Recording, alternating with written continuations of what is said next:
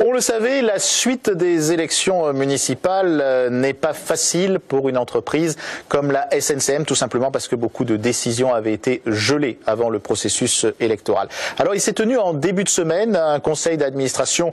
tout à fait bizarre où l'actionnaire majoritaire n'a pas pu faire passer ses décisions qui concernaient la tenue d'une assemblée extraordinaire afin de changer la gouvernance de cette entreprise. Il y a différentes personnes liées à l'actionnaire majoritaire Transdev qui se tirent un petit peu la bourre et qui sont parfois en concurrence ou en opposition. Il y a donc surtout un actionnaire majoritaire Transdev qui aujourd'hui se refuse à appliquer le plan qui devait permettre à la SNCM de se développer, notamment avec des nouveaux navires. Quand l'actionnaire principal veut sortir, veut vendre, il n'est pas très facile d'avoir une entente sur la gestion de la société. C'est ce qui se passe aujourd'hui dans le cadre de la SNCM, c'est ce qui explique que l'entreprise soit confrontée à de très grosses difficultés, puisque s'il y a des repreneurs qui se sont déclarés, et il y en a, personne ne veut payer notamment la facture que l'on doit à l'État français en provenance évidemment des directives européennes, et là c'est une véritable impasse, donc l'avenir de cette entreprise est vraiment aujourd'hui très menacé,